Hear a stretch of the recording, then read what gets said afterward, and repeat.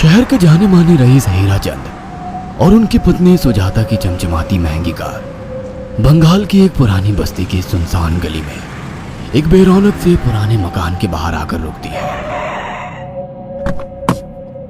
सुजाता, ये तुम मुझे किस जगह लेकर आई हो?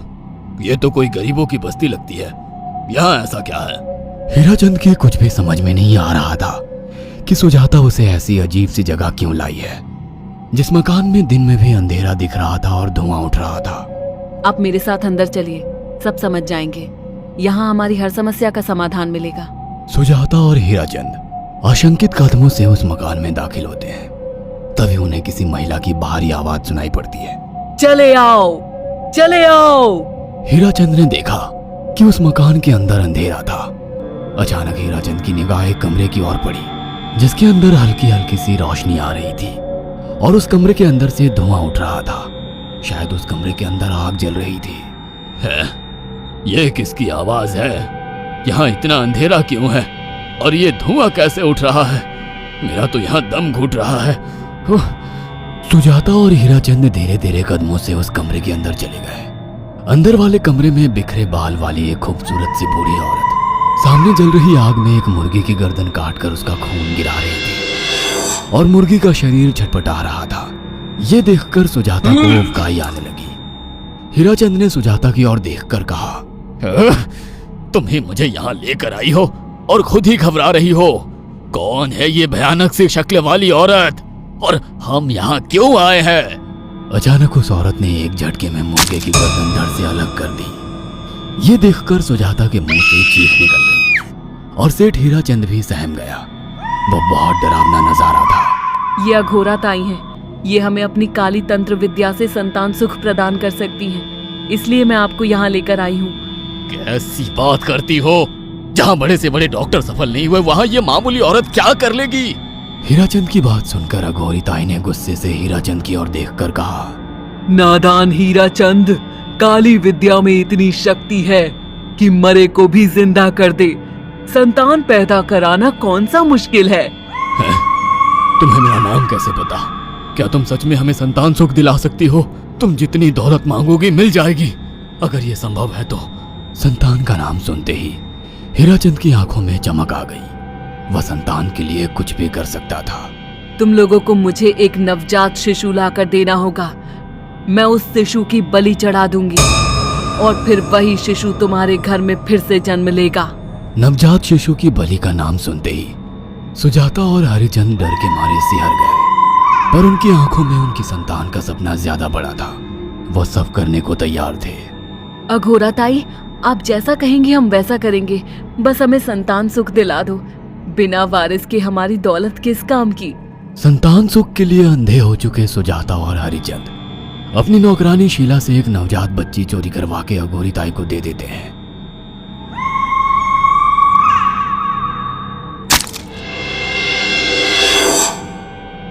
उस शिशु की बलि से सुजाता गर्भवती हो जाती है। देखा आपने अघोरा की तंत्र शक्ति?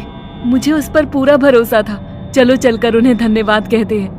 हीराचंद और सुजाता अघोरा ताई के पास पहुंचते हैं। वो दोनों बहुत खुश थे और अघोरा पर उन्हें अंधविश्वास हो गया था। अघोरा ताई, आप महान तंत्रिका है।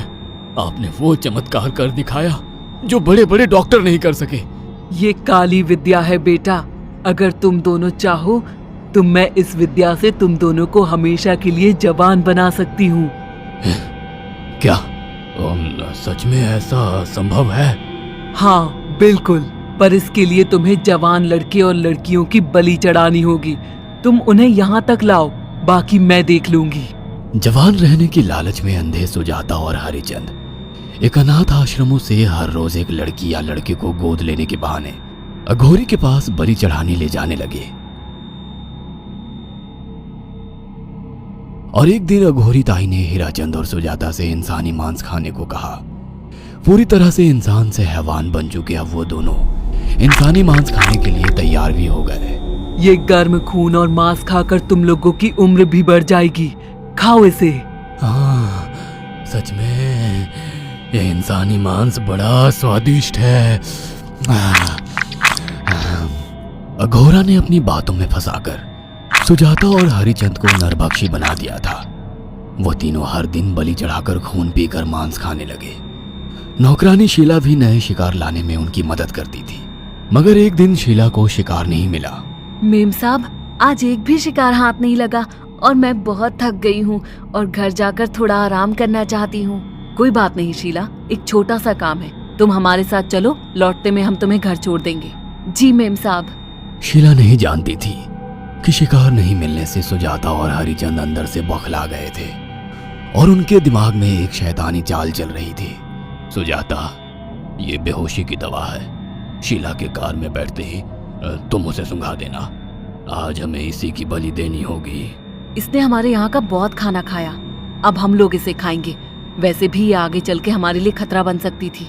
कार में बैठते ही सुजाता शीला को बेहोश कर देती है और वो लोग सीधे अघोरी ताई के यहाँ पहुंच जाते हैं, जहाँ अघोरी ताई शीला की बलि चढ़ा देती है और तीनों मिलकर उसे नोच कर खाते हैं। अघोरी ताई, हमको बलि चढ़ाते हुए पूरा 1 साल हो गया है। हमारा बेटा भी साल भर का हो चुका है। अब और कितनी बलि देनी होगी? बस एक आखिरी क्रिया और बची है, उसके बाद तुम दोनों हमेशा के लिए जवान हो जाओगे। कैसी क्रिया अघोरा ताई? 3 दिन बाद सूर्य ग्रहण है। हमें पास के घने जंगल में एक विशेष क्रिया करनी होगी। उसके बाद तुम लोग कभी बूढ़े नहीं होगे। कितना अच्छा होगा, हम हमेशा जवान रहेंगे और सालों साल तक अपनी दौलत से ऐश करेंगे। हाँ, सच कहा। अघोरा ताई ने हमारे हर सपने पूरे कर दिए।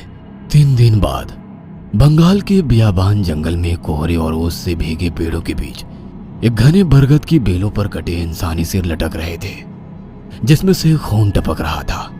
काले जादू का सामान भी रखा था। कितनी भयानक जगह है ये, हर तरफ कटे हुए सर लटक रहे हैं। थोड़ी देर में सब समझ जाओगे। बैठ जाओ और मेरे साथ ये मंत्र दोहराओ। ओ, अघोरा, ये किन लोगों की कटी हुई गर्दनें हैं? आप यहाँ क्या करने वाली हो? हीराचंद की बात सुनकर अघोरा जोर जोर से हंसने लगी और उसने एक शैतानी हंसी हंसते हुए हीराचंद की ओर देखकर कहा, तुम जैसे ही लोगों ने अपनी इच्छाओं को पूरा करने के लिए इन लोगों की बलि चढ़वाई है और फायदा उठाया है। अब तुम दोनों आंखें बंद करके यहाँ बैठ जाओ और मेरे साथ मंत्रों को दोहराते जाओ। अघोरा ने सुजाता और हरिचंद को वशीकरण मंत्र और काले जादू के इस्तेमाल से सम्मोहित कर दिया और देखते ही देखते वो एक भयानक डायन में बदल गई और चीखती हुई बोली, अब मैं तुम दोनों की बलि चढ़ाकर अमर हो जाऊंगी, क्योंकि तुम लोगों ने 100 लोगों की बलि का खून पिया है। देखते ही देखते उस डायन ने फरसे से एक एक करके सुजाता और हरिचंद की गर्दन काटकर जल रही आग में बलि चढ़ा दी और उनका गर्म खून पीने लगी। जब तक तुम जैसे मूर्ख और लालची लोग अपने फायदे के लिए दूसरों को मेरे पास लाते रहेंगे, मैं उनका फायदा उठाकर ऐसे ही उनकी बलि चढ़ाती रहूंगी। दरअसल अघोरा एक डायन थी और अपना स्वार्थ पूरा करने के लिए उसने हीराचंद और सुजाता की लालच का फायदा उठाकर उनकी भी बलि चढ़ा दी। बुरे काम का बुरा ही नतीजा मिलता है। अगर आपको हमारी ये कहानी पसंद आई हो तो इसे लाइक और शेयर करना ना भूलें। साथ ही ऐसी और नई कहानियों के अपडेट्स पाने के लिए हमारे चैनल अक्षु टीवी को जरूर सब्सक्राइब करें।